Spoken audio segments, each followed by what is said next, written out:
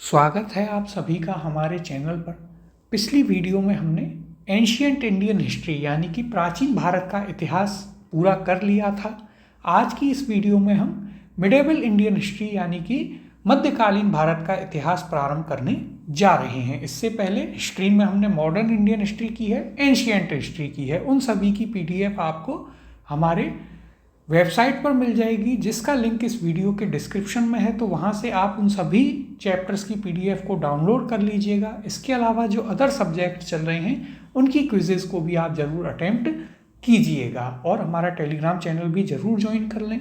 शुरुआत करते हैं हम मध्यकालीन भारत के इतिहास के पहले टॉपिक की, जो कि है आपका अरब आक्रमण। देखिए, सभी चीज़ें यहीं से प्रारंभ होती हैं। मध्यकालीन भारत में अरबों का आक्रमण होता है, फिर दिल्ली सल्तनत बनती है, फिर मुग़ल आते हैं और फिर अंत में हम मुग़लों का पतन देखते हैं और मराठाओं का उदय देखते हैं। इस प्रकार से हम इसमें आगे बढ़ते हुए चलेंगे। शुरुआत करते हैं आज के अपने पहले प्रश्न के साथ।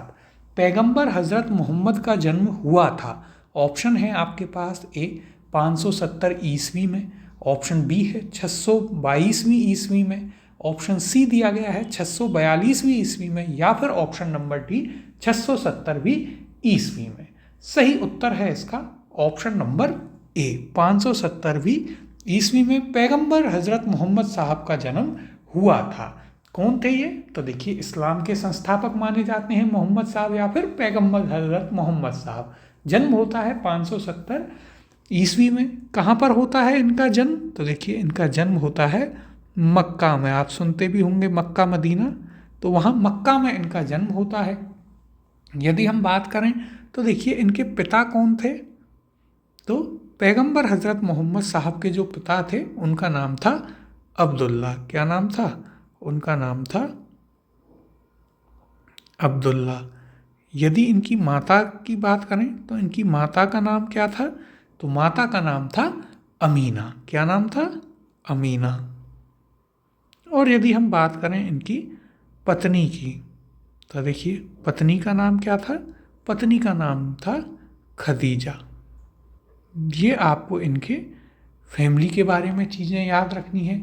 इसके अलावा यदि हम बात करें तो ये किस कबीले से थे? तो देखिए, इस्लाम में क्या था? कबीले हुआ करते थे। तो ये कुरैशी कबीले से थे, यानी कि एक तरीके से पुजारी परिवार हुआ करता था ये मुसलमानों में या अरबों में। तो देखिए, कबीला कौन सा था इनका? तो इनका कबीला था कुरैशी। तो देखिए, इनके बारे में कुछ इन्फॉर्मेशन आपको पता होनी चाहिए कि आखिर ये कौन थे, क्या इनका बैकग्राउंड था। हीरा नामक पहाड़ी थी जिस पर मोहम्मद साहब को ज्ञान की प्राप्ति होती है। फिर यदि हम बात करें तो 622वीं ईस्वी में क्या होता है? पैगंबर हज़रत मोहम्मद साहब मदीना चले जाते हैं और इसी घटना को क्या कहते हैं? हिजरत कहलाती है। हिज्र या हिजरत, यही घटना कहलाती है। 630वीं ईस्वी में मक्का पर आक्रमण होता है और 632वीं ईस्वी में मोहम्मद साहब की मृत्यु हो जाती है। तो देखिए, याद रखिएगा, इनकी मृत्यु कब होती है? 632वीं ईस्वी में इनकी क्या हो जाती है?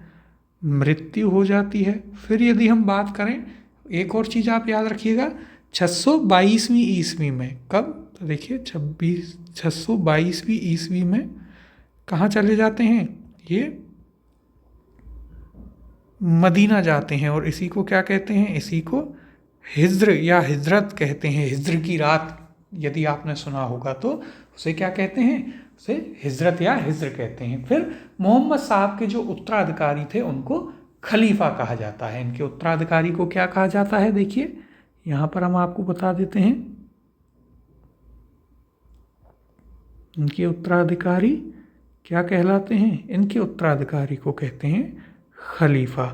तो देखिए, अब आपको जब मॉडर्न इंडियन हिस्ट्री बताई थी तो वहाँ पर बताया था कि अंग्रेज़ों ने खलीफा की पोस्ट को ही ख़त्म कर दिया था, तो मुसलमानों ने विरोध किया। उनके लिए बहुत ही एक प्रेस्टीज की बात थी। क्यों थी? तो वह अब आप यहाँ से कनेक्ट कर पाएंगे, इसलिए आपको ये काफ़ी ज़रूरी है जानना। फिर देखिए, खलीफा भी 4 हुए। अबू बकर हुआ, उमर, उस्मान, अली जो सुन्नी थे और जो चौथे थे वे शिया थे। फिर जो अली के पुत्र थे हुसैन, उनकी हत्या करबला के मैदान में कर दी जाती है और उन्हीं की याद में, हुसैन की याद में ही ताजिए निकाले जाते हैं, यानी मुहर्रम बनाया जाता है। तो अब आप चीज़ों को थोड़ा बहुत कनेक्ट यहाँ पर कर पाएंगे। अब देखिए यहाँ पर क्या कहा गया है वो भी देख लेते हैं। मक्का सऊदी अरब में स्थित है। यहीं पर 570 ईस्वी में इस्लाम धर्म के प्रवर्तक हजरत मोहम्मद का जन्म हुआ था। इसी कारण यह स्थान मुस्लिम अनुयायियों का पवित्र तीर्थ स्थल है। इनकी मृत्यु कब हुई थी? 632 ईस्वी में हुई थी। अगला प्रश्न है, मक्का कहाँ है? ऑप्शन है आपके पास, ए सीरिया में, ऑप्शन बी है ईरान में, ऑप्शन सी इराक में, या ऑप्शन नंबर डी सऊदी अरब में। तो देखिए मक्का मदीना कहाँ है? सऊदी अरब में है, यूएई में है। सही उत्तर हो जाएगा ऑप्शन नंबर डी। अगला प्रश्न देखते हैं।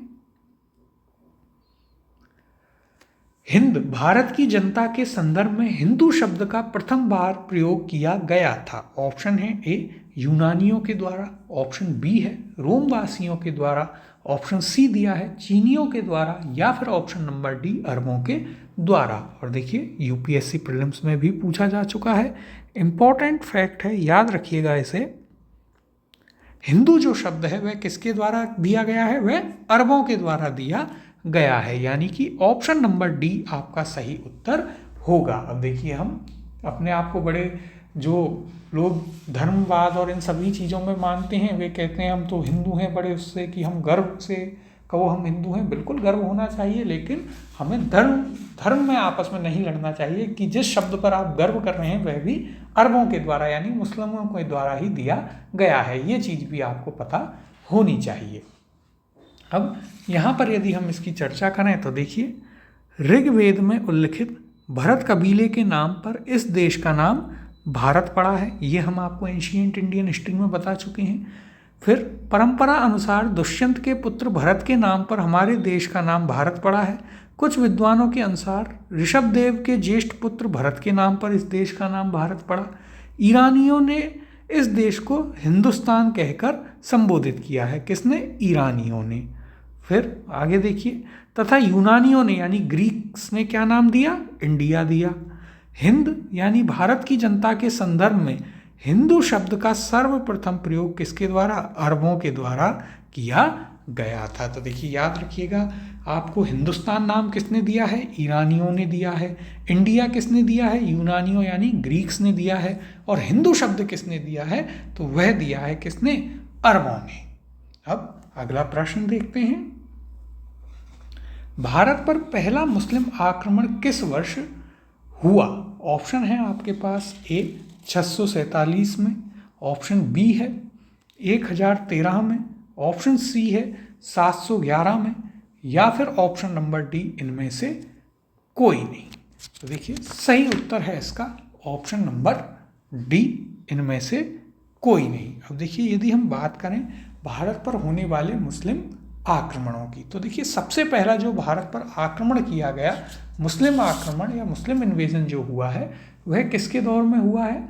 तो देखिए वह मोहम्मद बिन कासिम के दौर में हुआ है। किसने किया सबसे पहले?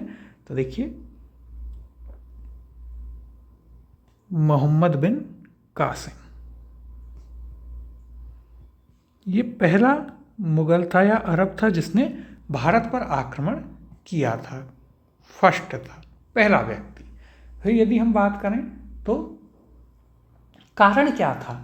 तो देखिए कारण ये था कि श्रीलंका का जो शासक था उसने खलीफा जो था वलीद, उसके लिए कुछ गिफ्ट वगैरह भेजे थे। उन्हें देवल जो बंदरगाह था उस पर समुद्री लुटेरों ने लूट लिया। और जो सिंध का शासक था दाहिर, उसके पास मोहम्मद बिन कासिम एक मैसेज देता है कि भाई देखिए ऐसा है, ये हमारे खलीफा का गिफ्ट था, तो आप इसे कैसे भी हमारी मदद कीजिए और इन्हें लौटवाइए। लेकिन दाहिर उसको कोई भी सहायता करने से मना कर देता है। तो खलीफा क्या करते हैं? खलीफा ईरान का जो शासक होता है अल हज्जाल, उसको भारत पर आक्रमण करने का आदेश देते हैं कि आप भारत पर आक्रमण कीजिए। वो मोहम्मद बिन कासिम को भेजता है और 712 में, कब? तो देखिए 712 में, याद रखिएगा, मोहम्मद बिन कासिम जो है वो सिंध को जीत लेता है। कहाँ पर आक्रमण करता है? तो यह आक्रमण करता है सिंध पर। सिंध का राजा कौन था? तो देखिए सिंध में राजा कौन था उस समय? सिंध में राजा था दाहिर। कौन था? दाहिर। ये सिंध का राजा हुआ करता था। और ये जो पूरा वाकया हुआ, इसमें बौद्ध भिक्षुओं तक ने मोहम्मद बिन कासिम की सहायता की थी। और यही मोहम्मद बिन कासिम था, इसने क्या किया फिर देखिए आगे। पहली बार क्या करता है ये? पहली बार सिंध में जजिया कर लगाता है। क्या लगाता है? जजिया।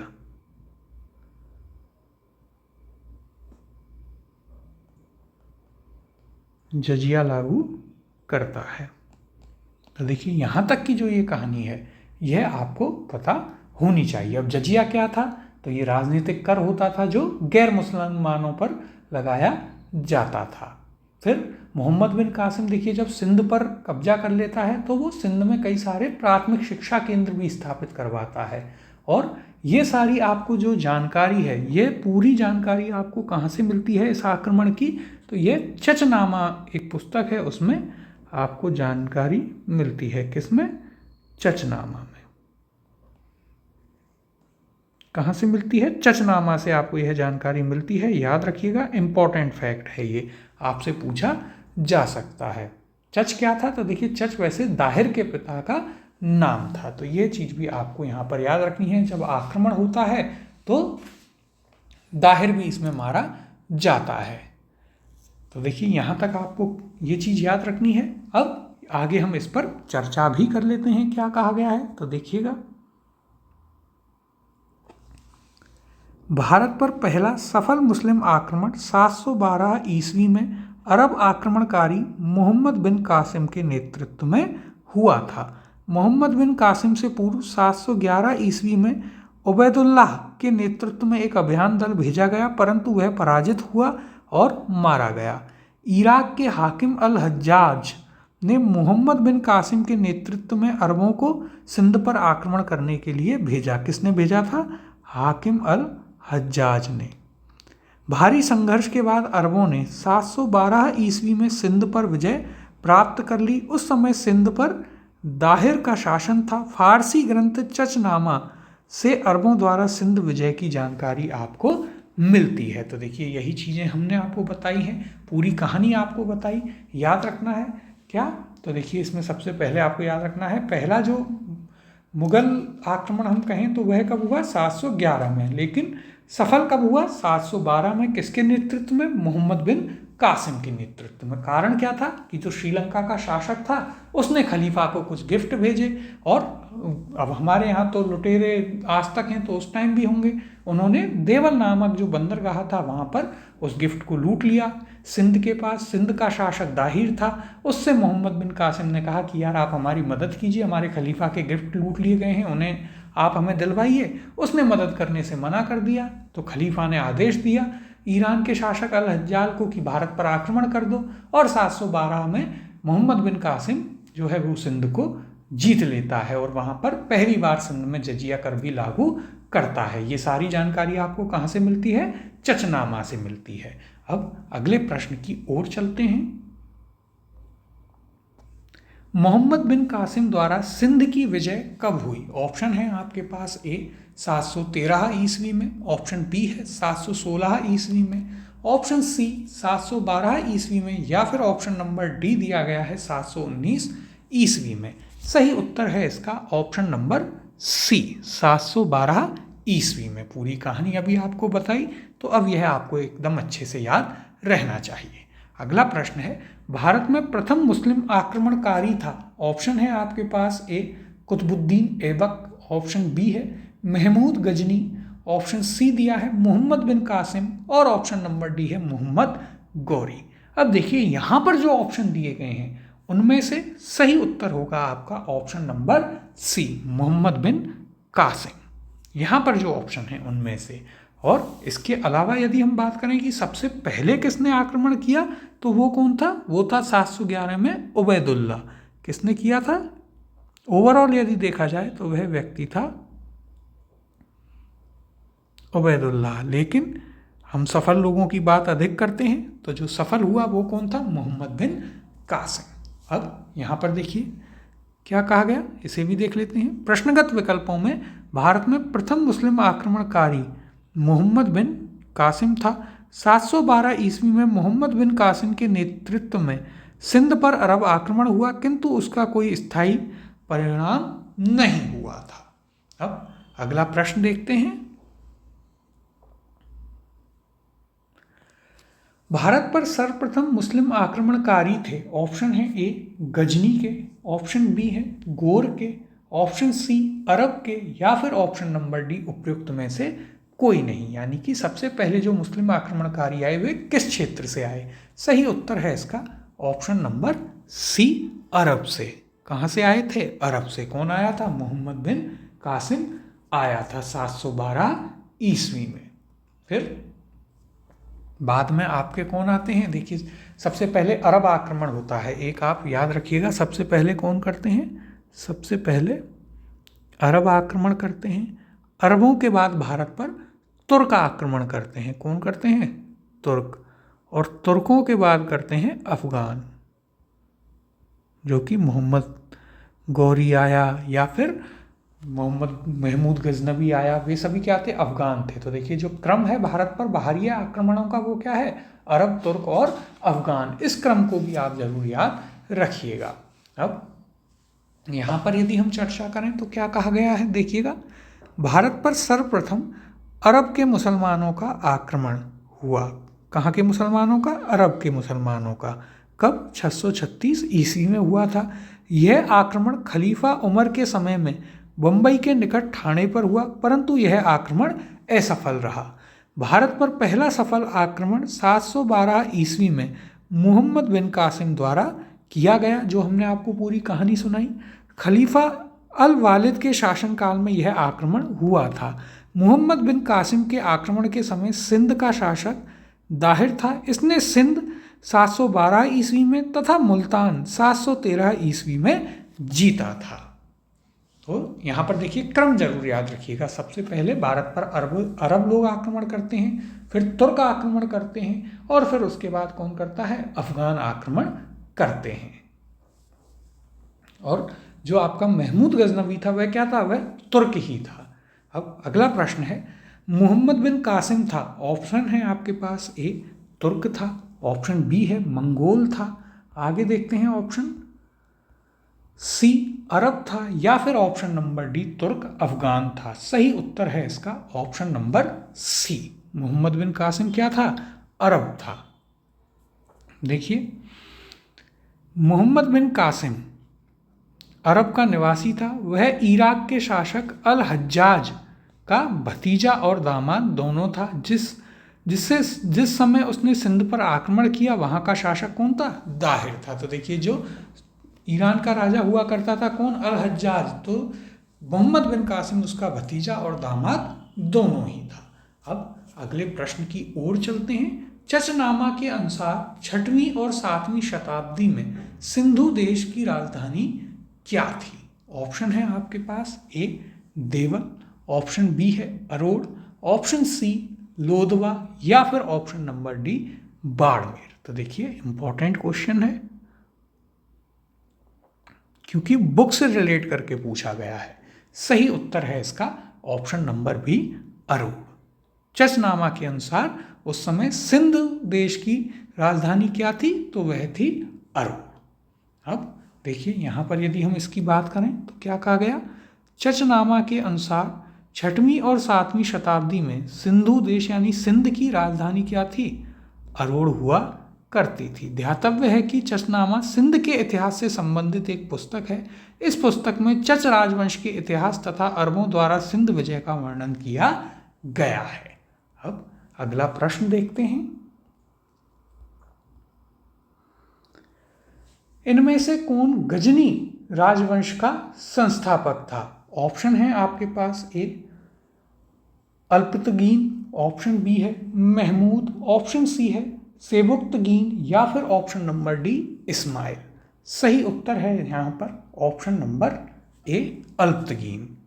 गजनी राजवंश का संस्थापक कौन था? अल्पतगीन था। अब देखिए ये क्या था, तुर्क साम्राज्य का संस्थापक। गजनी राजवंश अर्थात तुर्क साम्राज्य का संस्थापक। अब तुर्क साम्राज्य या तुर्क एम्पायर की यदि हम बात करें तो सबसे पहले कौन आता है, सबसे पहले उसमें आएगा आपका, अभी हमने किया अल्पतगीन। अल्पतगीन के बाद में कौन राजा बनता है, तो उसके बाद में आता है कौन, वह आता है सुबुक्तगीन। कौन आता है, सेबुक्तगीन या सुबुक्तगीन।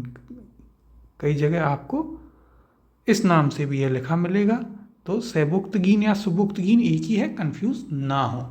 और फिर इसके बाद कौन आता है, इसके बाद आता है महमूद गजनबी। कौन आता है, इसके बाद आता है आपका महमूद गजनबी। देखिए ये याद रखिएगा, कौन था महमूद गजनबी, तुर्क था। भारत पर सबसे पहला तुर्क जिसने आक्रमण किया वह कौन था, तो वह था सुबुक्तगीन। ये चीज़ भी आप यहाँ पर याद रखिएगा। और ये क्या थे, तुर्क जो थे वो गाजी की उपाधि लिया करते थे, यानी कि धर्म का रक्षक, गाजी की उपाधि लिया करते थे। और महमूद गजनवी कौन था, सुबुक्तगीन का ही बेटा था। अब देखिए यहाँ पर यदि हम बात करें क्या कहा गया है, तो देखिएगा गजनी वंश का संस्थापक कौन था, अल्पतगीन था। गजनी वंश का अन्य नाम यामिनी वंश भी है। कौन सा है, यामिनी वंश। इंपॉर्टेंट है देखिए ये चीज़। अल्पतगीन ने गजनी को अपनी राजधानी बनाया। इस समय उत्तर पश्चिम भारत में हिंदू शाही राजवंश का राज्य था, जिसका विस्तार हिंदकुश पर्वतमाला तक हुआ करता था। तो देखिए याद रखिएगा, सबसे पहले गजनी वंश कहाँ का था, तुर्क का था, यानी ये लोग तुर्क थे। संस्थापक कौन था, अल्पतगीन था। उसके बाद सुबुक्तगीन बनता है और फिर उसका बेटा महमूद गजनबी बनता है। सुबुक्तगीन कौन था, तो देखिए यहाँ पर ये फैक्ट भी याद रख लीजिएगा कि ये फर्स्ट तुर्क जिसने भारत पर आक्रमण किया।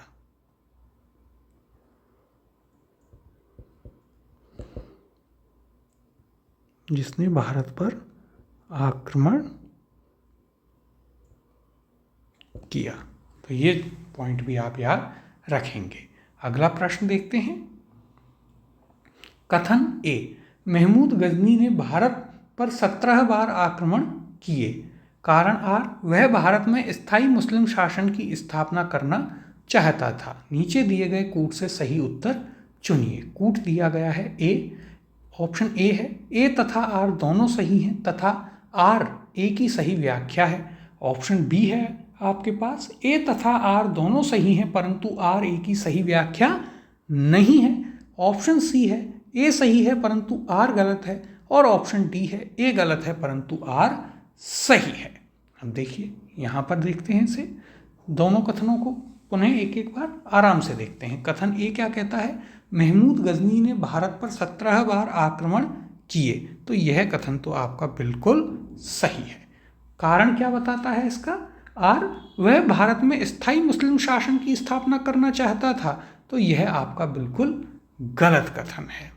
वह तो सिर्फ लूटने के इरादे से आता था। ये जितने भी देखिए, जब तक दिल्ली सल्तनत नहीं बनी थी उससे पहले जितने भी आक्रमण हुए वे सिर्फ भारत को लूटने के लिए हुआ करते थे।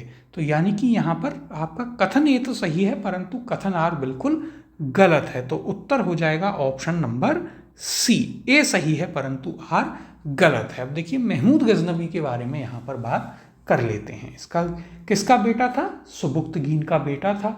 इसने सीस्तान का शासक हुआ करता था, खलफ बिन अहमद, उसको पराजित किया था। खलीफा ने इसे सुल्तान बनने की उपाधि भी प्रदान की थी और ये पहला मुसलमान था जिसने सुल्तान की उपाधि धारण की। तो देखिए सबसे पहले महमूद गजनवी या महमूद गजनी के बारे में याद रखिएगा, फर्स्ट मुस्लिम जिसने सुल्तान की उपाधि ली।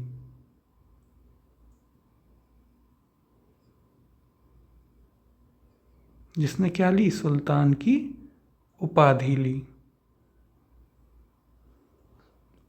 फिर देखिए इसके बारे में और क्या बात याद रखिएगा, तो सुल्तान अर्थात खलीफा का प्रतिनिधि। इसके अलावा इसकी एक और उपाधि थी, कौन सी, बुत शिकन। एक और उपाधि क्या थी, इसे किस नाम से और जानते हैं, बुत शिकन, यानी कि मूर्तियों को तोड़ने वाला, बुत शिकन के नाम से भी जाना जाता है। फिर इसने भारत पर कितनी बार आक्रमण किया? 17 बार इसने आक्रमण किया था। सबसे पहले 1000 में वेहिंद पर आक्रमण करता है, जहां ये जयपाल को पराजित करता है और जयपाल आत्महत्या कर लेता है। फिर 1004 ईस्वी में मुल्तान पर, 1009 में नारायणपुर पर आक्रमण करता है। इसके अलावा यदि हम बात करें तो फिर थानेश्वर, कश्मीर में जो इसने 1016 ईस्वी में किया वो इसका असफल आक्रमण था। फिर कन्नौज व मथुरा पर करता है। फिर 1025 में सोमनाथ यानी प्रभास पट्टन पर करता है, जो इसका सबसे सफल आक्रमण माना जाता है। और कहते हैं उस समय गुजरात का जो शासक था वो कौन था? भीम प्रथम था। और इतना सोना मिला कि यहाँ से और गजनी तक लाइन लग गई बैलगाड़ियों की उसे ले जाने में। फिर 1027 में ये अपना अंतिम अभियान करता है जाटों के विरुद्ध, क्योंकि जब भी आता था तो जाट बलवान और इसे खूब पीटते थे, खूब परेशान करते थे, तो उन पर ये अपना आखिरी अभियान करता है, लेकिन वहाँ भी ये विजय नहीं प्राप्त कर पाता है। 1030 ईस्वी में इसकी मृत्यु हो जाती है। तो देखिए, सबसे पहले आप कुछ इम्पोर्टेंट हैं यहाँ पर जो इसने आक्रमण किए वो। सबसे पहला कौन सा है? तो देखिए 1000 ईस्वी या एडी में वेहिंद पर। कहाँ पर? वेहिंद आक्रमण। वेहिंद का राजा कौन था? जयपाल हुआ करता था। फिर यदि हम बात करें इसके बारे में और कहाँ कहाँ इसने आक्रमण किए जो इम्पोर्टेंट हैं आपके लिए, तो देखिए फिर ये करता है 1016 एडी में। कहाँ पर करता है? कश्मीर पर आक्रमण कर देता है। और यहाँ पर इम्पोर्टेंट चीज़ है ये है कि इसका जो ये आक्रमण था यह असफल रहता है। फिर यदि हम बात करें तो 1025 में, कहाँ? तो देखिए 1025 में कहाँ पर करता है? तो ये आक्रमण करता है आपके प्रभास पट्टन। कहाँ पर? प्रभास पट्टन अर्थात सोमनाथ में। सबसे सफल आक्रमण माना जाता है। आज तक इसकी कहानियाँ आप सुनते आए होंगे। फिर ये 1027 में अपना आखिरी, तो देखिए 1027 अंतिम जो इसका आक्रमण होता है जाटों के विरुद्ध होता है। ये इसके बारे में आपको याद रखना है। अब यहाँ पर हम इसके बारे में क्या कहा गया है चर्चा भी कर लेते हैं। तो देखिएगा, महमूद गजनी या गजनवी ने भारत पर 17 बार आक्रमण किए, परंतु इन आक्रमणों का उद्देश्य भारत में स्थायी मुस्लिम शासन की स्थापना करना नहीं था, बल्कि मात्र लूटपाट करना ही था। अब इसके बारे में कुछ एक्स्ट्रा फैक्ट जो हैं वो हमने आपको यहाँ पर बता भी दिए हैं। अगले प्रश्न की ओर चलते हैं। जैसे जैसे प्रश्न पूछे जाएंगे और भी चीज़ें हम इसके बारे में आपको बताएंगे। निम्न में से कौन चंदेल शासक महमूद गजनवी से पराजित नहीं हुआ था? ऑप्शन है ए धंग, ऑप्शन बी है विद्याधर, ऑप्शन सी दिया गया है जयशक्ति और ऑप्शन डी है आपके पास डंग। देखिए इंपॉर्टेंट क्वेश्चन है, ये काफ़ी इंपॉर्टेंट फैक्ट है, याद रखिएगा। सही उत्तर है इसका ऑप्शन नंबर बी विद्याधर। कौन सा चंदेल शासक था? विद्याधर, जो कि महमूद गजनवी से नहीं हारा था। चंदेल वंश का सबसे सर्वाधिक शक्तिशाली शासक माना जाता है कौन? विद्याधर। और इन दोनों के बीच में जब युद्ध होता है तो इसका कोई परिणाम नहीं निकल पाता है। एक तरीके से महमूद गजनवी जो है वो अपनी सेना को वहाँ से हटा करके लौट जाता है। अब यहाँ पर हम इसकी चर्चा कर लेते हैं। तो देखिए क्या कहा गया है। महमूद गजनवी का चंदेलों पर प्रथम आक्रमण 1019 से 1020 ईस्वी में हुआ। उस समय चंदेल वंश का शासक कौन था? विद्याधर था, जो अपने वंश का सर्वाधिक शक्तिशाली शासक हुआ करता था। मुस्लिम स्रोतों से पता चलता है कि विद्याधर एवं महमूद के बीच किसी नदी के किनारे भीषण युद्ध हुआ, किंतु इसका कोई परिणाम नहीं निकल पाया। इस युद्ध में विद्याधर ने राजनीतिक सूझबूझ का परिचय देते हुए युद्ध स्थल उपयुक्त न होने के कारण रात्रि के अंधकार में अपनी सेना को हटा लिया। महमूद गजनवी भी लौट गया।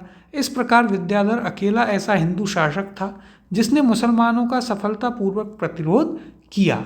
मुस्लिम लेखकों ने उसे तत्कालीन भारत का सर्वाधिक शक्तिशाली शासक भी बताया है। तो देखिए इंपॉर्टेंट है, क्या याद रखना है कि एकमात्र ऐसा शासक जिसने महमूद गजनवी को हराया या उससे टक्कर ली वो कौन था? वो था आपका विद्याधर। किस वंश का था? तो वो था आपके चंदेल वंश का शासक था। इंपॉर्टेंट चीज है, याद रखिएगा।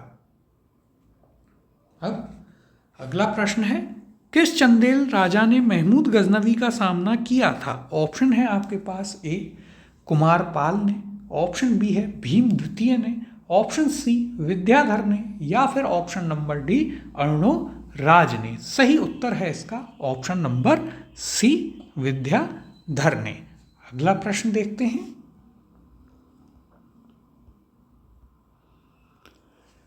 महमूद गजनवी का दरबारी इतिहासकार कौन था? ऑप्शन है आपके पास, ए हसन निजामी, ऑप्शन बी है उतबी, ऑप्शन नंबर सी दिया है फिरदौसी, और ऑप्शन डी है चंद्र बरदाई। तो देखिए इंपॉर्टेंट क्वेश्चन है, महमूद गजनवी का दरबारी इतिहासकार आपसे यहाँ पर पूछा जा रहा है। सही उत्तर है इसका ऑप्शन नंबर बी उतबी। कौन था? उतबी। इसकी किताब भी है, कौन सी? किताबुल यामिनी। इसकी जो बुक है उसका नाम भी याद रखिएगा, क्या है? इसकी बुक का नाम है किताब उल यामिनी, ये इनकी बुक है। इसके अलावा इसे तारीख यामिनी भी कहा जाता है। ये क्या था? तो ये इसका दरबारी विद्वान हुआ करता था। अब देखिए यहाँ पर यदि हम बात करें तो महमूद गजनवी शिक्षित एवं सुसभ्य था।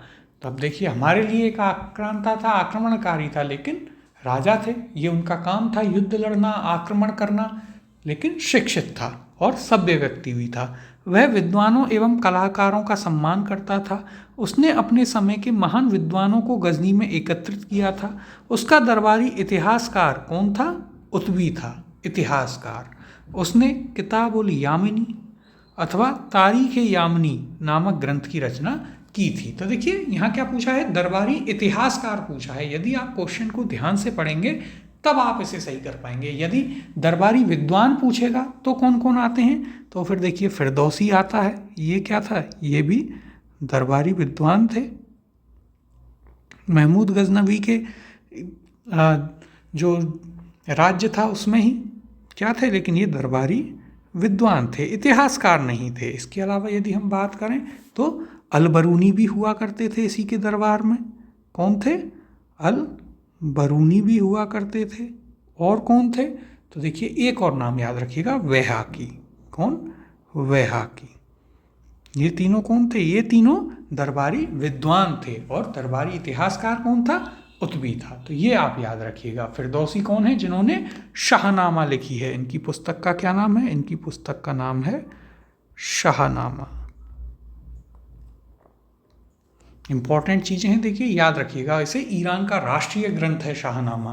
फिर अलबरूनी है, अलबरूनी ने तहकीक हिंद या किताबुल हिंद लिखी है, जो भारत के बारे में बताने वाला पहला स्रोत माना जाता है। तो ये चीज़ भी याद रखिएगा। अलबरूनी ने जो पुस्तक लिखी है उसका नाम क्या है? उसका नाम है तहकीक हिंद या किताबुल हिंद।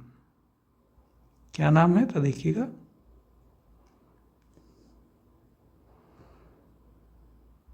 तहकीक हिंद या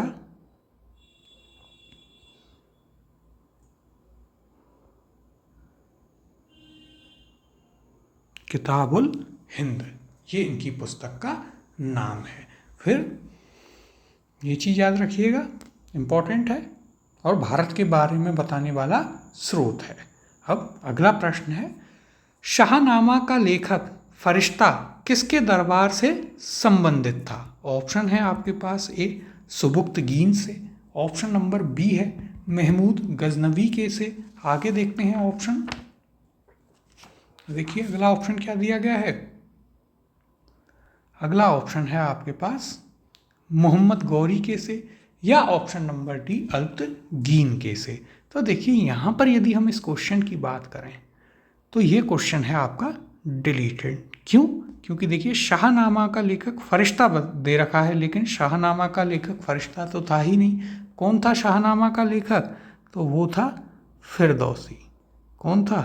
फिरदौसी था। और फिरदौसी किसके दरबार में हुआ करता था? महमूद गजनबी के दरबार में हुआ करता था। तो ये चीज़ आप याद रखिएगा।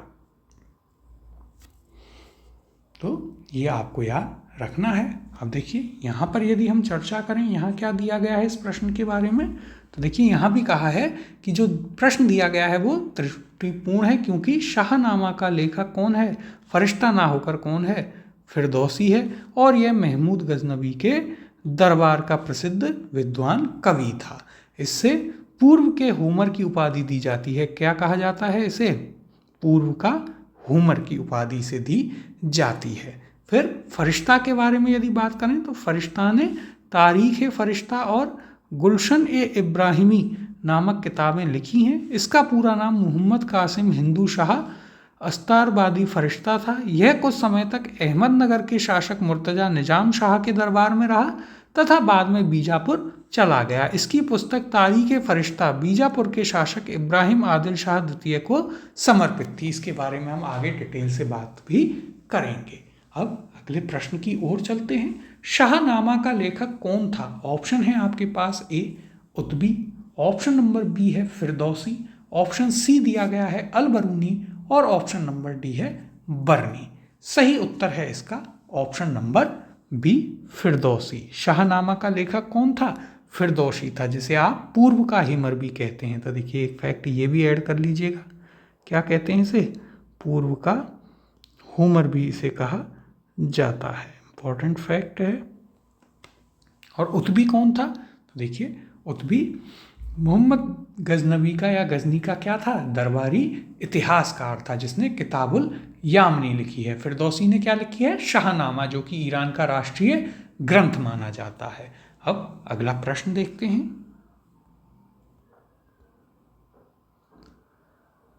पुराणों का अध्ययन करने वाला प्रथम मुसलमान था। ऑप्शन है ए अबुल फजल, ऑप्शन बी दिया है अब्दुल कादिर बदायूनी, ऑप्शन सी है अलबरूनी और ऑप्शन नंबर डी है आपके पास दारा शिकोह। देखिए काफ़ी इंपॉर्टेंट क्वेश्चन है, इंपॉर्टेंट फैक्ट है। सही उत्तर है इसका ऑप्शन नंबर सी अलबरूनी। पुराणों का अध्ययन करने वाला पहला मुसलमान कौन था? तो वो था अलबरूनी। ये महमूद गजनबी के साथ जो है भारत में आता है। और ये एक इतिहासकार ही नहीं था, इसे अलग अलग क्षेत्रों का काफ़ी ज्ञान था। धर्म का भी ज्ञान था, गणित का भी ज्ञाता था, इन सभी चीज़ों का यह ज्ञाता था। और संस्कृति से इसे बेहद लगाव भी था। आता ये महमूद गजनबी के साथ है, वो अपने युद्ध वगैरह में लग जाता है, ये उसे छोड़ करके अपनी पढ़ाई में लग जाता है। और इसने क्या कहते हैं, कई सारी पुस्तकें पढ़ी, हमारे वेदों को इसने पढ़ा है, महाभारत को इसने पढ़ा है, सारी चीज़ों को इसने पढ़ा अच्छे से। भगवत गीता को पढ़ा है, विष्णु पुराण को पढ़ा है, इन सभी चीज़ों के बारे में भी अलबरूनी ने पढ़ा। और अलबरूनी ने जो है फिर तहकीक हिंद अपनी एक किताब भी लिखी है। अब यहाँ पर हम देखिए चर्चा भी कर लेते हैं। अलबरूनी, देखिए किताब का नाम क्या है? किताब हमने आपको बताई तहकीक हिंद या किताबुल हिंद, जो हम आपको पहले ही बता चुके हैं। अब देखिए यहाँ पर हम चर्चा कर लेते हैं इसके बारे में। तो पुराणों का अध्ययन करने वाला प्रथम मुसलमान कौन था? अलबरूनी था। उसका जन्म 973 ईस्वी में हुआ था। वह खीवा प्राचीन खव्वारिज्म का रहने वाला था। वह महमूद गजनवी के साथ भारत आया था। अलबरूनी मात्र इतिहासकार ही नहीं था, उसके ज्ञान और रुचियों की व्याप्ति जीवन के अन्य क्षेत्रों तक थी, जैसे खगोल विज्ञान, भूगोल, तर्कशास्त्र, औषधि विज्ञान, गणित, धर्म और धर्मशास्त्र। इन्हीं रुचियों ने उसे भारत की तत्कालीन धार्मिक सांस्कृतिक स्थिति के बारे में ज्ञान प्राप्त करने के लिए प्रेरित किया। देखिए इतना ज्ञानी व्यक्ति था, उसे लगा कि अब मैं यहाँ आया हूँ तो यहाँ के कल्चर को, यहाँ की जो संस्कृति है उसे भी मुझे सीखना चाहिए। उसने संस्कृत का अध्ययन किया और अनेक संस्कृत रचनाओं का उपयोग किया, जिसमें ब्रह्मगुप्त, बलभद्र, वारामिहिर की रचनाएं विशेष रूप से उल्लेखनीय हैं। उसने जगह जगह भगवत गीता, विष्णु पुराण तथा वायु पुराण को उद्धृत भी किया है, उनके बारे में बात की है, अर्थात उसने उन्हें भी पढ़ा है। और ये चीज़ हम भी आपको भी बता रहे थे। आगे देखते हैं क्या कहा है। तो देखिए अलबरूनी ने अरबी भाषा में तहकीक हिंद की रचना की थी। सर्वप्रथम एडवर्ड साची ने अरबी भाषा से इस ग्रंथ का अनुवाद अंग्रेजी भाषा में किया और फिर इसका अनुवाद हिंदी में रजनीकांत शर्मा द्वारा किया गया है। तो देखिए याद रखिएगा, तहकीक-ए-हिंद का अरबी भाषा से इंग्लिश में अनुवाद किसने किया है? एडवर्ड साची ने किया है। ये पॉइंट भी आपके लिए इम्पोर्टेंट है, इसे आप जरूर याद रखिएगा। तो देखिए अल-बरूनी बहुत ही इम्पोर्टेंट है, पहला ऐसा मुसलमान था जिसने पुराणों का अध्ययन किया था। अब अगले प्रश्न की ओर चलते हैं। महमूद गजनी के साथ भारत आने वाला प्रसिद्ध इतिहासकार कौन था? ऑप्शन है आपके पास ए फरिश्ता, ऑप्शन बी है अल-बरूनी, ऑप्शन सी अफीफ और ऑप्शन नंबर डी है इब्न बतूता।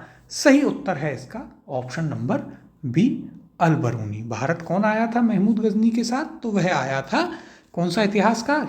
अल-बरूनी। अगला प्रश्न है, अल-बरूनी भारत में आया था, ऑप्शन है आपके पास ए 9वीं शताब्दी ईस्वी में, ऑप्शन बी है 10वीं शताब्दी ईस्वी में, ऑप्शन सी दिया गया है 11वीं शताब्दी ईस्वी में और ऑप्शन डी है 12वीं शताब्दी ईस्वी में। सही उत्तर है इसका ऑप्शन नंबर सी, 11वीं शताब्दी ईस्वी में अल-बरूनी भारत आता है महमूद गजनी के साथ। अगला प्रश्न है, महमूद गजनी के साथ भारत आने वाला मुस्लिम विद्वान था, ऑप्शन है आपके पास ए इब्न बतूता, ऑप्शन बी है अल-बरूनी, ऑप्शन नंबर सी दिया है अमीर खुसरो और ऑप्शन डी है आपके पास फरिश्ता। सही उत्तर है यहाँ पर ऑप्शन नंबर बी अल-बरूनी। अब अगला प्रश्न देखते हैं।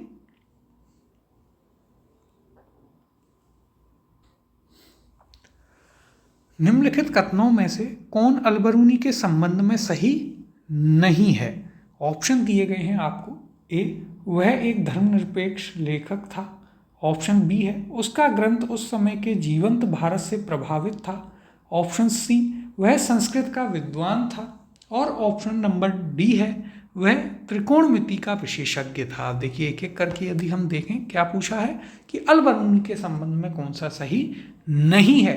उत्तर होगा इसका ऑप्शन नंबर ए, वह एक धर्मनिरपेक्ष लेखक नहीं था। देखिए फिर आगे क्या कहा है, यदि आपको यह नहीं भी पता तो भी आप आंसर तक कैसे पहुंचेंगे। अल-बरूनी के बारे में हमने आपको सारी बातें बताई। तो देखिए ऑप्शन बी क्या कहता है, उसका ग्रंथ उस समय के जीवंत भारत से प्रभावित था। बिल्कुल उस समय का जो आर्ट एंड कल्चर था भारत का, उससे वो प्रभावित होता है, हमारी संस्कृति से, और इसे जानने की इच्छा में हमारे पुराणों को पढ़ता है। फिर क्या है, वह संस्कृत का विद्वान था। बिल्कुल उसने यहाँ आकर संस्कृत पढ़ी, तभी तो हमारे पुराणों को, वेदों को, इन सभी चीज़ों को पढ़ पाया। ऑप्शन डी वह त्रिकोणमिति का विशेषज्ञ था। यह भी हमने आपको बताया कि वह भूगोल, गणित, औषधि विज्ञान, इन सभी चीज़ों का ज्ञाता था। तो ये तीन कथन आपके सही हैं। आपने यदि हमारी बात को ध्यान से सुना होगा तो आपको ये पता होगा कि तीनों कथन सही हैं और फिर एक ही कथन बचता है, वह आपका क्या हो जाएगा, वह हो जाएगा आपका गलत। इस प्रकार से भी आप आंसर तक पहुंच सकते हैं। तो देखिए आपको शांत दिमाग रखते हुए एक अप्रोच के थ्रू आंसर तक पहुंचना है। या तो आपको आंसर सीधे आता है, नहीं आता है तो आपको देखना है कि कौन सा ऑप्शन एलिमिनेट हो रहा है, उन्हें एलिमिनेट करना है। फिर यदि उससे भी काम नहीं बनता तो आपको उस चीज़ के बारे में जितनी नॉलेज है उसमें से क्या क्या वहाँ पर है उसे कीजिएगा, और फिर भी नहीं आता है तो छोड़ करके अगले प्रश्न पर जाएंगे। अगला प्रश्न है, निम्नलिखित में से किसने महमूद गजनी के हमले के बाद सोमनाथ मंदिर का पुनर्निर्माण किया? ऑप्शन है आपके पास ए भीमराज प्रथम ने, ऑप्शन नंबर बी है भीमदेव ने, ऑप्शन नंबर सी है आपके पास मूलराज ने और ऑप्शन डी है जयसिंह सिद्धराज ने। इंपॉर्टेंट क्वेश्चन है। देखिए हमने आपको महमूद गजनवी के आक्रमणों के बारे में बताया। सोमनाथ पर कब करता है? 1025वीं ईस्वी में करता है। सबसे सफल आक्रमण उसका माना जाता है।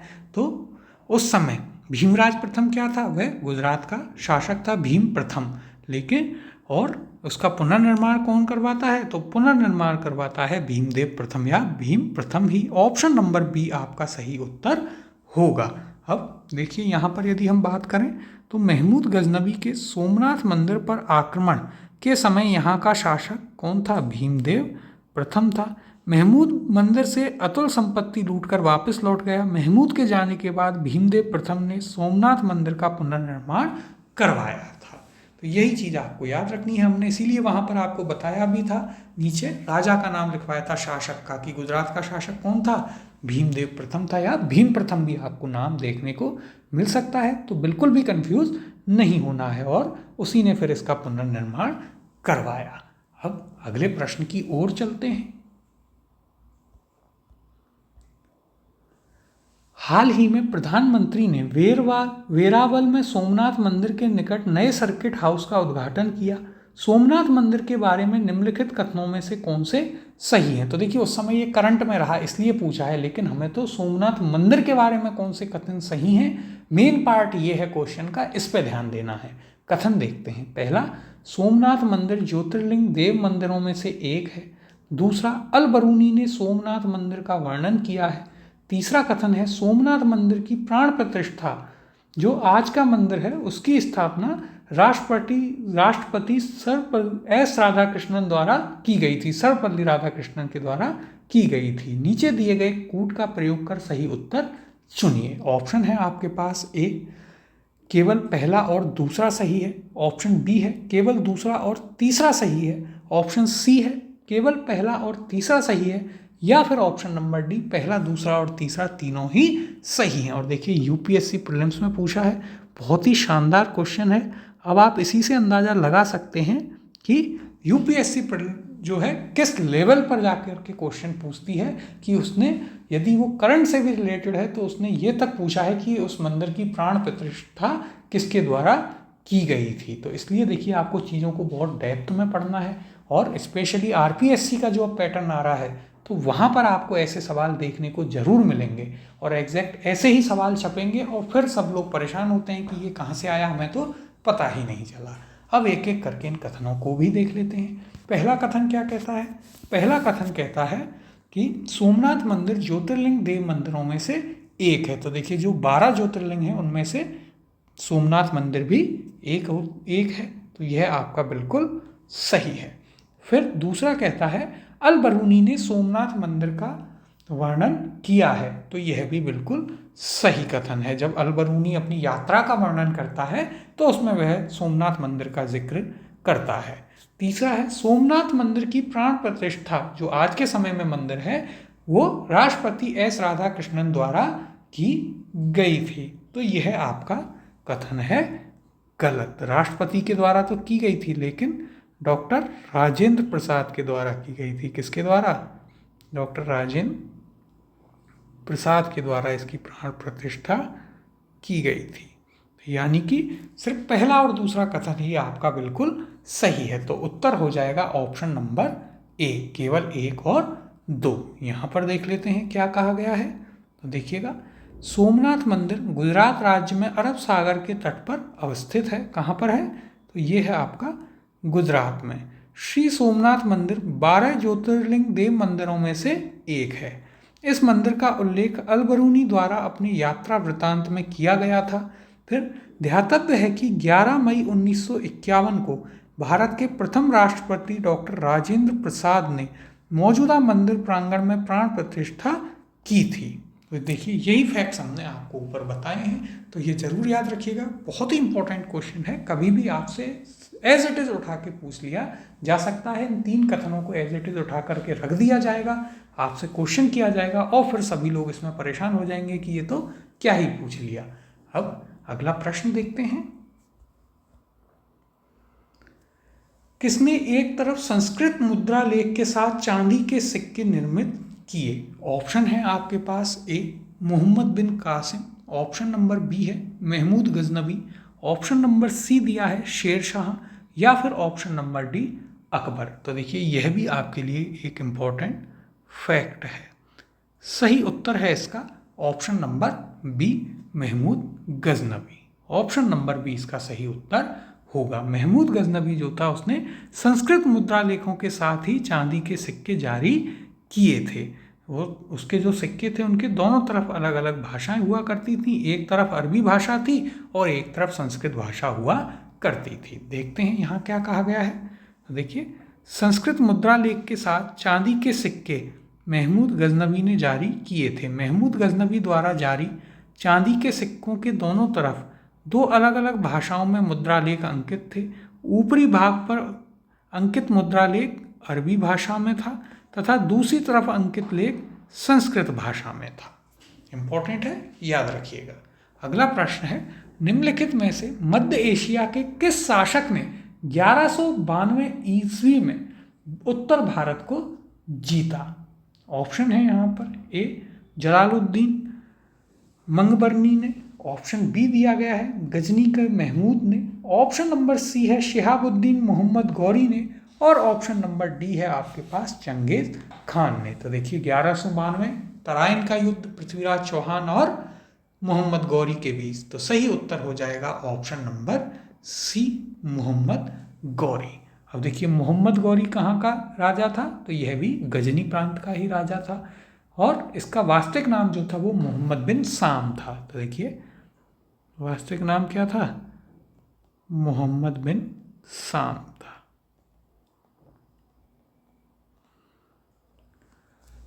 फिर देखिए आगे, इसका एक चीज याद रखिएगा कि ये गौर परिवार से था, इसलिए इसे गौरी कहते थे। महमूद गजनी से इसका कोई भी लेना देना नहीं था। 1175 में ये मुल्तान पर आक्रमण करता है। 1178 में ये गुजरात पर हमला कर देता है, जहाँ पर भीम द्वितीय जो है चालुक्य शासक था, वो वहाँ पर राजा था। उसकी माँ हुआ करती थी नायका देवी, जो उसकी संरक्षक थी। और नायका देवी जो थी, उन्होंने मोहम्मद गौरी को बहुत बुरी तरीके से पराजित कर यहाँ से भेजा था। फिर 1191 में ये तराइन का प्रथम युद्ध लड़ता है पृथ्वीराज चौहान से और पराजित हो जाता है। 1192 में जो है ये द्वितीय युद्ध लड़ता है तराइन का पृथ्वीराज चौहान से और उस युद्ध को जीत जाता है। उस युद्ध का प्रमुख कारण क्या था? तो वो था तवर हिंद, यानी कि भटिंडा के अधिकार को लेकर के वह युद्ध हुआ था। और हम सभी जानते हैं पृथ्वीराज चौहान जो है उस युद्ध में मारे जाते हैं। फिर 1192 में ही चंदावर का युद्ध लड़ता है जयचंद गढ़वाल, जो कि कन्नौज का शासक था, उससे, और कन्नौज को भी ये जीत लेता है। उसके बाद ये मोहम्मद गौरी जो है अपने सेनापति कुतुबुद्दीन ऐबक को, जो इसने जो भी क्षेत्र जीता था उसका गवर्नर नियुक्त करता है और स्वयं अपने गजनी प्रांत में लौट जाता है। यहाँ तक की कहानी आप समझिएगा। कुछ फैक्ट्स हैं, उन्हें हम आपको लिखा देते हैं। तो देखिए इसके अभियान कौन कौन से थे? तो देखिए तराइन का तो सभी को पता है, लेकिन सबसे पहले ये 1175 ईस्वी में क्या करता है? मुल्तान पर आक्रमण करता है। कहाँ पर? मुल्तान, लाहौर में। फिर 1178 में कहाँ पर करता है? 1178 में करता है गुजरात पर। गुजरात का शासक उस समय कौन था? तो वो था भीम द्वितीय। कौन हुआ करता था? भीम द्वितीय शासक था। और इसकी माँ इसकी संरक्षिका थी। कौन थी? नायका देवी। कौन थी? नायका देवी। ये युद्ध जीत जाती हैं मोहम्मद गौरी से। ठीक है, इसके बाद आपको याद रखना है 1191 फर्स्ट युद्ध तराइन का, ठीक है, हार जाता है। फिर 1192 में तराइन सेकंड युद्ध, इसे ये जीत जाता है। और इसके बाद में ही देखिए 1192 में ही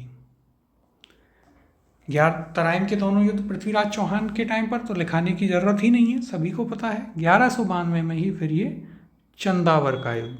कौन सा युद्ध?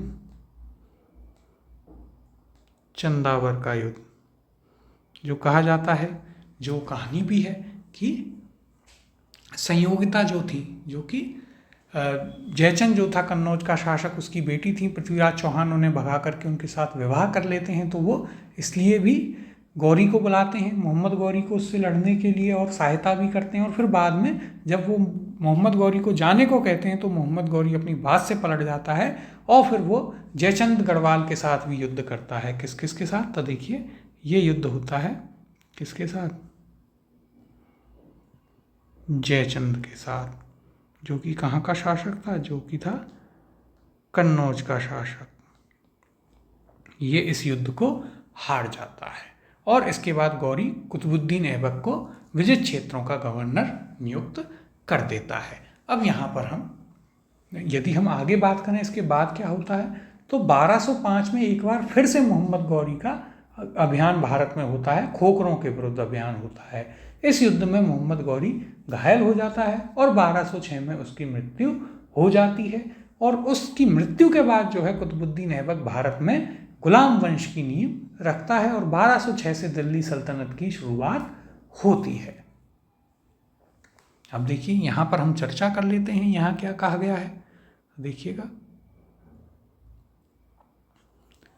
मध्य एशिया के शासक शिहाबुद्दीन मोहम्मद गौरी ने 1192 में उत्तर भारत को जीता। शिहाबुद्दीन मोहम्मद गौरी का प्रथम आक्रमण 1175 ईस्वी में कहाँ पर, मुल्तान पर हुआ, ऊपर हमने आपको बताया, और 1205 ईस्वी तक वह साम्राज्य विस्तार अथवा पूर्व विजित राज्य की रक्षा के लिए भारत पर चढ़ाई करता रहा। उसने 1175 से 76 में मुल्तान और उच्च पर आक्रमण किया, 1178 ईस्वी में गुजरात पर आक्रमण किया और 1191 में पृथ्वीराज चौहान के साथ तराइन की प्रथम लड़ाई लड़ी। इस युद्ध में मोहम्मद गौरी की पराजय हुई, तथापि तराइन के दूसरे युद्ध जो कि 1192 में होता है उसमें पृथ्वीराज की हार हुई और उसके साथ ही एक केंद्रीय मुस्लिम राजनीतिक व्यवस्था स्थापित हुई जो कि बाद तक कायम रहती है, बादशाहों तक। तो देखिए ये पूरी कहानी थी और मोहम्मद गौरी की जो कहानी है वो भी हमने आपको यहाँ पर अच्छे से बताई है। अब अगले प्रश्न की ओर चलते हैं और जैसे जैसे चीज़ें आती जाएंगी उनके बारे में भी हम आपको बताते हुए चलेंगे। मोहम्मद गौरी को सबसे पहले किसने पराजित किया? ऑप्शन है आपके पास, ए मूलराज द्वितीय ने, ऑप्शन बी है पृथ्वीराज चौहान ने, ऑप्शन सी है जयचंद ने, या ऑप्शन नंबर डी पृथ्वीराज द्वितीय ने। तो देखिए ये भी इम्पोर्टेंट क्वेश्चन है क्योंकि यहाँ पर लोग देखकर कि अरे बड़ा आसान है और सीधे पृथ्वीराज चौहान टिक कर देते हैं, लेकिन सही उत्तर होगा ऑप्शन नंबर ए मूलराज द्वितीय। मोहम्मद गौरी को सबसे पहले मूलराज द्वितीय या भीम द्वितीय के नाम से भी जाना जाता है, उसने पराजित किया था। मूलराज द्वितीय या इसी का नाम क्या था? इसी का नाम भीम द्वितीय था। ये तो माइनर था, लेकिन इसकी जो माँ थी नायका देवी, उन्होंने इसे वास्तविकता में इस युद्ध को लीड किया और इसे पराजित किया मोहम्मद गौरी को। देखिए यहाँ पर हम चर्चा कर लेते हैं। तो 1178 ईस्वी में मोहम्मद गौरी ने गुजरात पर आक्रमण किया, किंतु मूलराज द्वितीय ने अपनी योग्य एवं साहसी विधवा माँ नायका देवी के नेतृत्व में आबू पर्वत के निकट गौरी का मुकाबला किया और उसे परास्त कर दिया। यह गौरी की भारत में पहली पराजय थी। तो याद रखिएगा, एकदम से एक्साइटमेंट में आकर के पृथ्वीराज चौहान उत्तर नहीं करना है। अगला प्रश्न है, मोहम्मद गौरी ने जयचंद को किस युद्ध में पराजित किया था? ऑप्शन है आपके पास, ए तराइन का युद्ध 1191, ऑप्शन बी है तराइन का युद्ध 1192, ऑप्शन सी है चंदावर का युद्ध 1194, या फिर ऑप्शन नंबर डी है आपके पास कन्नौज का युद्ध 1194।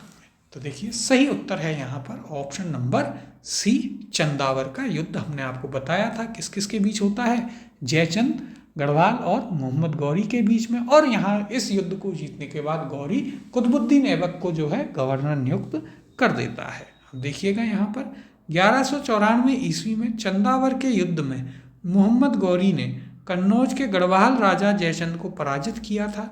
चंदावर वर्तमान में कहाँ आता है? उत्तर प्रदेश के फिरोजाबाद जिले में स्थित है। अब अगला प्रश्न देखते हैं, निम्नलिखित में से कौन राजा मोहम्मद गौरी द्वारा चंदावर के युद्ध में पराजित किया गया था? ऑप्शन है आपके पास, ए पृथ्वीराज चौहान, ऑप्शन बी है जयचंद, ऑप्शन सी कुमारपाल, या फिर ऑप्शन नंबर डी भीम द्वितीय। तो कौन सा युद्ध है? ये है आपका चंदावर का युद्ध। किससे हराया था मोहम्मद गौरी ने? जयचंद गढ़वाल को। ऑप्शन नंबर बी आपका सही उत्तर होगा। अगला प्रश्न है, 1194 के चंदावर के युद्ध में मोहम्मद गौरी ने किसे हराया था? ऑप्शन दिए गए हैं, ए कुमारपाल, ऑप्शन बी है जयचंद। आगे देखते हैं ऑप्शंस को। ऑप्शन सी दिया गया है गोविंदराज और ऑप्शन डी है भीम द्वितीय। तो देखिए सही उत्तर है यहाँ पर आपका option number B Jaichand Garhwal. अब अगले प्रश्न की ओर चलते हैं। युद्ध जिसमें भारत में मुस्लिम शक्ति की स्थापना हुई। ऑप्शन है आपके पास, ए तराइन का प्रथम युद्ध, ऑप्शन बी है तराइन का द्वितीय युद्ध, ऑप्शन सी दिया है पानीपत का प्रथम युद्ध, या फिर ऑप्शन नंबर डी पानीपत का द्वितीय युद्ध। तो देखिए सही उत्तर है यहाँ पर ऑप्शन नंबर बी तराइन का द्वितीय युद्ध, जो कि 1192 में होता है। उस युद्ध के बाद भारत में मुस्लिम शक्ति की स्थापना हो जाती है। पृथ्वीराज चौहान की उसमें हार होती है और फिर यहाँ पर मुस्लिम शक्ति स्थापित होती है, केंद्रीय सत्ता मुसलमानों की स्थापित होती है और फिर वो बादशाह बहादुर शाह जफर तक चलती है। गुलाम काफ़ी सारे दिल्ली सल्तनत में काफ़ी सारे वंश आते हैं और फिर आपका मुगल वंश आता है।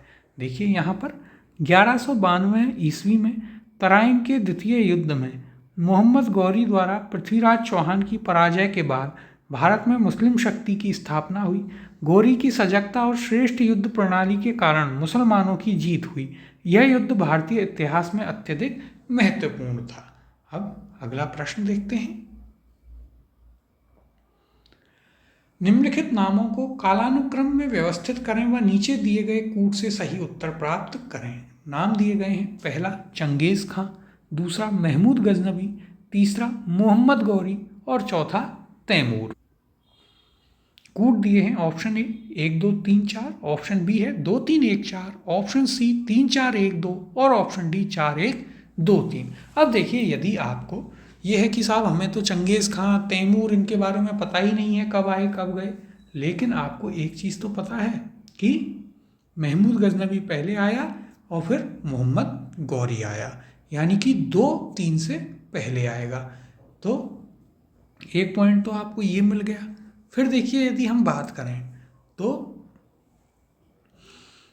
यहाँ पर यदि आप देखेंगे तो आप देखिए हम आगे भी उस चीज़ को पढ़ेंगे, लेकिन यहाँ पर हम आपको कुछ चीज़ें बता देते हैं कि तैमूर जो है कब आता है। तो तैमूर आता है 1398 में भारत पर आक्रमण करता है, पहली चीज़ आप याद रखिएगा। फिर यदि हम बात करें चंगेज़ खां, तो चंगेज़ खां जो है वो तैमूर से पहले आता है, 1221-22 के आसपास में यह आता है। फिर आपका कौन है यदि हम बात करें तो महमूद गजनवी है, तो ये 17 बार आता है और सबसे पहले हमने बताया कि 1000वीं ईस्वी में आता है। मोहम्मद गौरी की हमने बात की थी कि ये 1175 में पहली बार मुल्तान पर आक्रमण करता है। तो अब देखिए इस कालानुक्रम को यदि हम देखें तो पहले नंबर पर महमूद गजनवी, दूसरे पर मोहम्मद गौरी, तीसरे पर कौन है, तीसरे पर आएगा आपका चंगेज़ खान और चौथे पर आएगा तैमूर। क्या बना है, कूट हमारा बना है 2 3 1 और 4। किस ऑप्शन में है, तो देखिए ऑप्शन नंबर बी 2 3 1 4। अब यहाँ पर इसकी चर्चा भी कर लेते हैं क्या कहा गया है। तो देखिए सन 999 से 1027 के बीच महमूद गजनवी ने भारत पर 17 बार आक्रमण किया। शहाबुद्दीन मोहम्मद गौरी का प्रथम आक्रमण 1175 ईस्वी में हुआ और 1205 ईस्वी तक वह बार बार साम्राज्य विस्तार या अन्य चीज़ों के लिए यहाँ पर आक्रमण करता रहा। फिर चंगेज़ खां के आक्रमण का भय तब उत्पन्न हुआ जब 1221 ईस्वी में ख्वाब शाह का पुत्र और उत्तराधिकारी जलालुद्दीन मंगवर्नी सिंधु नदी के तट तक आया था। तो देखिए यही 1221-22 हमने आपको बताया। और सुल्तान नासिरुद्दीन के शासनकाल में मध्य एशिया के मंगोल सेनानायक तैमूर ने 1398 ईस्वी में भारत पर आक्रमण किया था। तो देखिए ये आपको याद रखने हैं, बाकी इनके बारे में हम आगे और डिटेल से बात करेंगे। अगला प्रश्न देखते हैं, किस मुसलमान शासक के सिक्कों पर देवी लक्ष्मी की आकृति बनी है। देखिए इंपॉर्टेंट क्वेश्चन है, इंपॉर्टेंट फैक्ट है।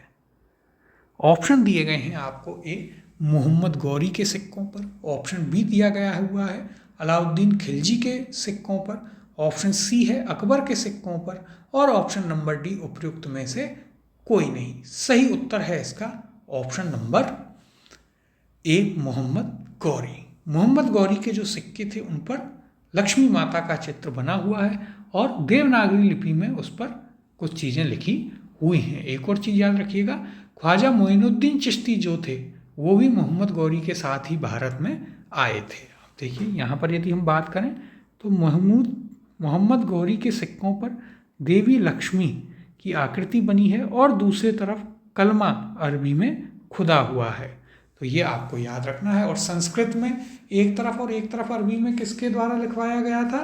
वो लिखवाया गया था किसके द्वारा? तो वह लिखवाया था महमूद गजनबी के द्वारा। ये दोनों में आपको अंतर भी याद रखना है। देखिए इंपॉर्टेंट चीज़ें हैं, ये आपसे पूछ ली जाती हैं और बहुत छोटी छोटी चीज़ें हैं जो आपको फिर आगे परेशान करती हैं।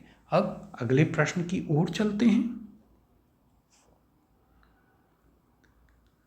भारत में मोहम्मद गौरी ने किसको प्रथम अख्ता प्रदान किया था? ऑप्शन है आपके पास, ए ताजुद्दीन यलदौज, ऑप्शन बी है कुतुबुद्दीन ऐबक, ऑप्शन सी है शमसुद्दीन इल्तुतमिश, या फिर option number D Nasiruddin Qubacha.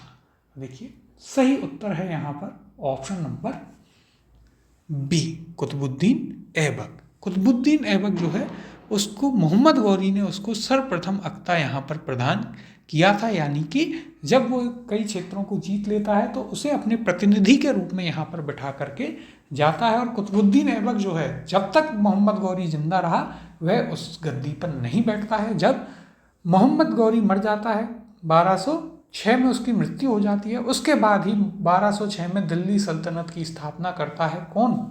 तो कुतुबुद्दीन ऐबक। अब देखिए यहाँ पर हम चर्चा कर लेते हैं। मोहम्मद गौरी की विजयों के बाद शीघ्र ही उत्तर भारत में अख्ता या इक्ता प्रथा स्थापित हो गई थी। 1191 से 1206 ईस्वी तक कुतुबुद्दीन ऐबक ने गौरी के प्रतिनिधि के रूप में उत्तरी भारत के विजित भागों का प्रशासन संभाला। भारत में मोहम्मद गौरी ने कुतुबुद्दीन ऐबक को प्रथम अख्ता प्रदान किया था। देखिए इक्ता प्रथा, और ये हम आगे अच्छे से पढ़ेंगे काफ़ी डिटेल में, जहाँ पर आपको ये चीज़ें सही से समझ में भी आएंगी। अब अगला प्रश्न है, मोहम्मद गौरी के किस दास ने बंगाल एवं बिहार पर विजय प्राप्त की थी? ऑप्शन है आपके पास, ए कुतुबुद्दीन ऐबक ने, ऑप्शन बी है इल्तुतमिश ने, ऑप्शन सी दिया है बख्तियार खिलजी ने, और ऑप्शन डी है यलदौज ने। अब देखिए यह भी आपके लिए इम्पोर्टेंट क्वेश्चन है, क्योंकि यहाँ भी इसे देखते ही लोग सीधे कुतुबुद्दीन ऐबक आंसर करेंगे और उत्तर हो जाएगा गलत। क्या पूछा है? बंगाल और बिहार पर किसने विजय प्राप्त की? तो वो था Bakhtiyar Khilji. Option number C आपका सही उत्तर होगा। कौन बख्तियार खिलजी? जिसने नालंदा यूनिवर्सिटी में भी आग लगा दी थी। वो माफ़ कीजिएगा, नालंदा और विक्रमशिला दोनों को ही बुरी तरह से तहस नहस इसने कर दिया था। वही बख्तियार खिलजी किसका गुलाम था? वो था मोहम्मद गौरी का, और उसने बंगाल एवं बिहार पर विजय प्राप्त की थी। अब यहाँ पर हम इसके ऊपर चर्चा भी कर लेते हैं, तो देखिएगा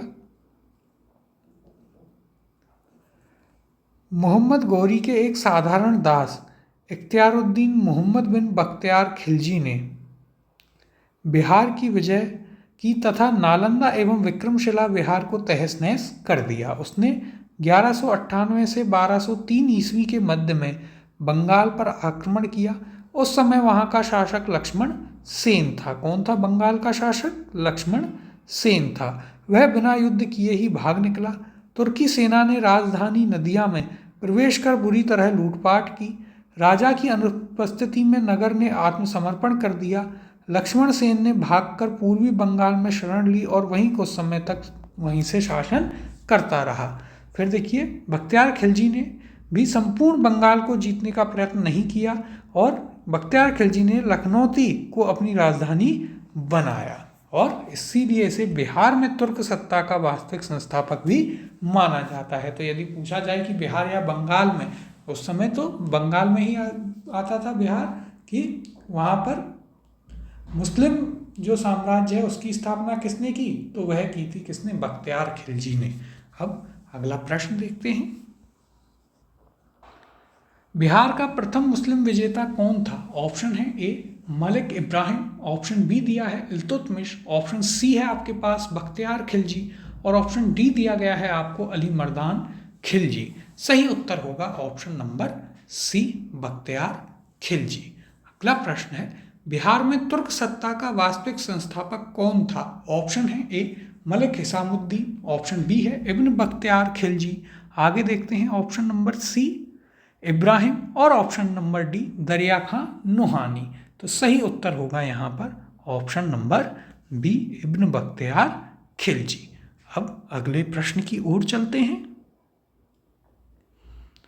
नालंदा विहार का विध्वंस किया था? ऑप्शन है आपके पास ए बख्तियार खिलजी ने, ऑप्शन बी दिया है कुतुबुद्दीन ऐबक ने, ऑप्शन सी है आपके पास मोहम्मद बिन तुगलक ने, या option number D Alauddin Khilji ने। सही उत्तर है ऑप्शन नंबर ए बख्तियार खिलजी ने। अगला प्रश्न है, नीचे दो कथन दिए गए हैं जिनमें से एक को कथन ए तथा दूसरे को कारण आर कहा गया है। कथन ए है भारत पर तुर्की आक्रमण सफल हुए और कथन आर है कारण उत्तर भारत में राजनीतिक एकता नहीं थी। नीचे दिए गए कूटों में से सही उत्तर का चयन कीजिए। ऑप्शन दिए गए हैं ए कथन ए तथा कारण आर दोनों सही हैं तथा कारण आर कथन ए की सही व्याख्या है। ऑप्शन बी है कथन ए तथा कारण आर दोनों सही हैं परंतु कारण आर कथन ए की सही व्याख्या नहीं है। ऑप्शन सी है आपके पास कथन ए सही है किंतु कारण आर गलत है, और ऑप्शन डी है कथन ए गलत है किंतु कारण आर सही है। तो देखिए कथनों को देखते हैं एक एक करके। कथन ए क्या है? भारत पर तुर्की आक्रमण सफल हुए, बिल्कुल सही बात है। और कारण आर है उत्तर भारत में राजनीतिक एकता नहीं थी, तो कारण भी बिल्कुल सही है। जब पृथ्वीराज चौहान की मृत्यु हो जाती है उसके बाद कोई भी एक तो सेंट्रलाइज या फिर केंद्रीय सत्ता भारत में नहीं बसती है और जितने भी शासक थे वो अपने अपने क्षेत्र तक ही सीमित थे, आपस में उनमें कोई भी एकता नहीं थी। यानी कि यहाँ पर उत्तर हो जाएगा ऑप्शन नंबर ए। कथन ए और आर दोनों सही हैं और आर जो है वह इसका सही कारण भी है। अब देखिए यहाँ पर भी हम इसकी एक बार चर्चा कर लेते हैं क्या कहा गया है। देखिएगा, भारत पर तुर्कों का आक्रमण सफल हुआ जिसके फलस्वरूप भारत में इस्लामी राज्य स्थापित हुआ। भारत भूमि में अंदर तक प्रवेश पाने का प्रथम श्रेय सुल्तान महमूद गजनवी को प्राप्त हुआ, जबकि भारत में राज्य स्थापित करने का श्रेय शंसबनी वंश के मोहम्मद गौरी को प्राप्त हुआ। देखिए, भारत में सर्वप्रथम अंदर तक प्रवेश कौन करता है? महमूद गजनवी। और भारत में सत्ता स्थापित कौन करता है? मोहम्मद गौरी। तो देखिए आगे, भारत में राजनीतिक एकता का अभाव और उत्तरी भारत में एक भी शक्तिशाली और विस्तृत साम्राज्य का न होना तुर्कों के विरुद्ध असफलता का प्रमुख कारण था। तो यही बात हमने आपको बताई है कि जब पृथ्वीराज चौहान की मृत्यु हो जाती है उसके बाद एकदम आप देखेंगे कि भारत में जो है शून्य आपको एक तरीके से देखने को मिलेगा। सभी राजाओं में केंद्रीकृत सत्ता के लिए ना कोई एकता होती है, ना कोई उनमें ऐसी चीज़ बचती है। तो जो भी लोग आते हैं वो आक्रमण करते हैं और धीरे धीरे वही यहाँ का शासन चलाने लगते हैं। तो देखिए, ये थे हमारे आज के प्रश्न। इसी के साथ में हमने आपका पहला चैप्टर मध्यकालीन इतिहास का अरब आक्रमण पूरा कर लिया है। काफ़ी प्रश्न किए हैं, सभी को आपसे अच्छे से डिस्कस भी किया गया है। इसकी PDF आपको हमारी वेबसाइट पर मिल जाएगी जिसका लिंक वीडियो के डिस्क्रिप्शन में है, तो वहाँ से आप उसे ज़रूर डाउनलोड कर लीजिएगा। टेलीग्राम चैनल भी अवश्य ज्वाइन कर लें और हमें कमेंट में ज़रूर बताइएगा कि आपको ये पहली क्लास कैसी लगी। मिलते हैं आपसे अगली क्लास में अपने नए चैप्टर के साथ।